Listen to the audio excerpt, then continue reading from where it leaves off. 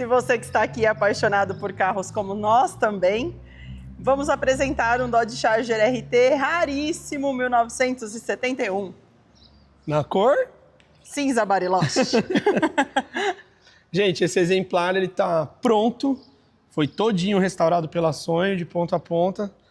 Um projeto extremamente difícil. A gente vai falar hoje sobre as dificuldades, as dores de barriga que ele nos trouxe, mas um exemplar que não podia ser deixado para depois, né? A linha Charger RT71 é extremamente rara. Essa cor é a mais formal, eu diria, entre elas, que é o cinza Bariloche. Carro extremamente desafiador, mas que deu um resultado incrível. E vou mostrar para vocês em detalhes tudo isso junto com a Adriana aqui. Bora pro conteúdo.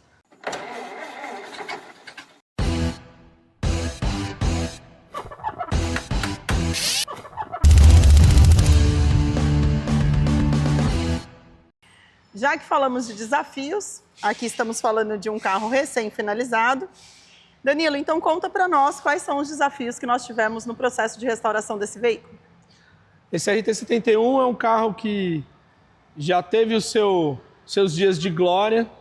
A gente buscou um pouco da história dele aí, quando ele era do interior de São Paulo, aí da região de Campinas. Parece que esse carro tinha dois irmãos, tinham um carro gêmeo desse, atestado isso pela numeração de chassis.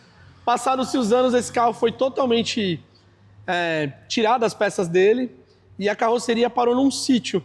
Só não me lembro se é Atibaia ou Itatiba.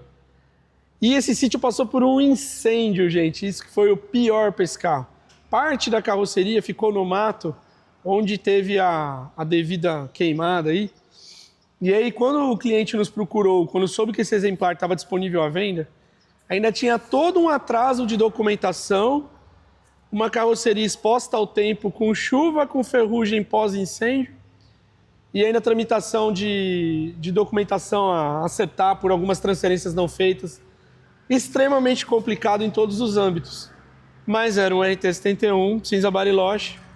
Então ele comprou o carro, cuidamos aí junto com ele na questão de acerto e documentação, mas obviamente quando esse carro entrou para a fase de funilaria foi muito cruel.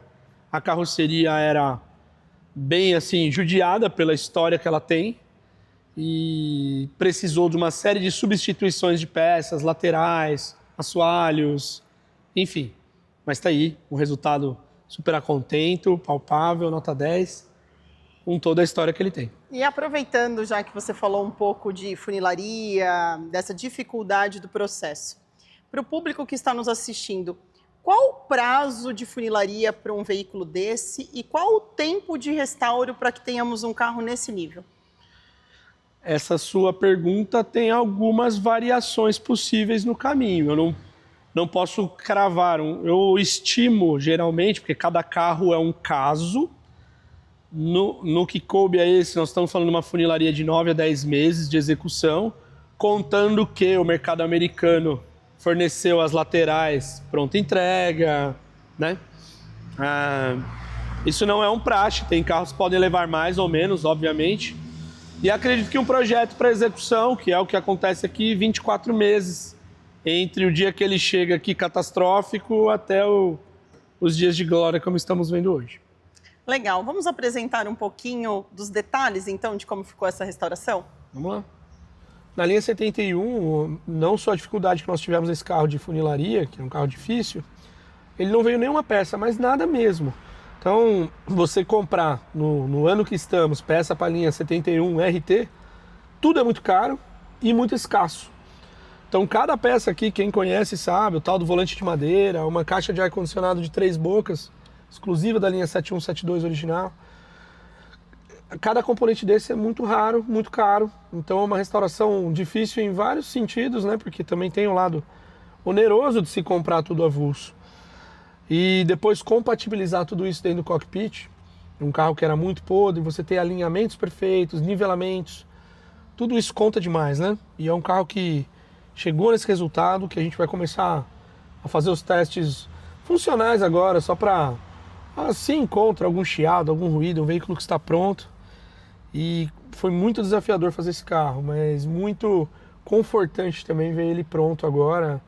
Um carro que, para quem viu no estado que saiu do sítio, destruído. Era algo assim dado como perdido, né? E nós demos a vida novamente a ele aí.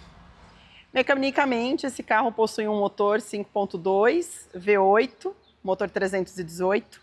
E existem sim algumas configurações no cofre do motor que são muito específicas para o ano do veículo.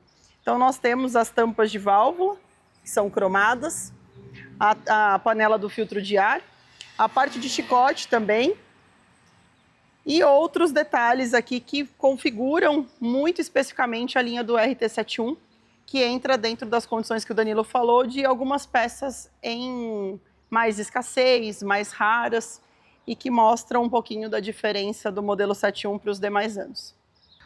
Legal destacar da escassez das peças. A Adriana comentou da tampa de válvula cromada. Mas beleza, não é só pegar uma tampa de válvula então e cromar. A tampa de válvula do 71, como ele não passa o chicote elétrico que ela comentou aqui no paralama interno, ele passa em cima da tampa de válvula direita. E repara que ela tem umas orelhinhas, gente, de fixação do chicote elétrico, para que ele fique bem fixo na tampa. Então, você tem que encontrar uma tampa do ano de 71, aí sim poderia ser uma tampa de um Dodge Dart, de um LS, e cromá-la. Então, as peças desse ano especificamente são complicadas. É um carro que a gente tem muito orgulho de tudo que está feito aqui, pela dificuldade que foi em conquistar cada componente que está aqui dentro. Esse teste aqui, a gente tem a intenção, sempre explico isso, não é buscar performance para os carros, ficar tentando andar tirando o máximo de potência, é mostrar o quão qualificado fica gostoso de guiar um carro feito pela Sony 4 rodas, né? Esse exemplar, ele não está com a data de entrega definida, ele sai nos próximos dias. Então, mas a gente já está terminando esse refino de rua, que para mim já está super ok. Nós estamos com embreagem ajustada, com as questões de funcionais de painel, ar-condicionado. É só realmente andar, fazer quilometragem. Se porventura aparecer alguma coisa que pare de funcionar, que não é comum, mas também não é nada de outro mundo se acontecer, uma lâmpadazinha queimar. Então a gente costuma fazer bastante teste para ter esse carro na mão aí, bem tranquilo para poder executar a entrega.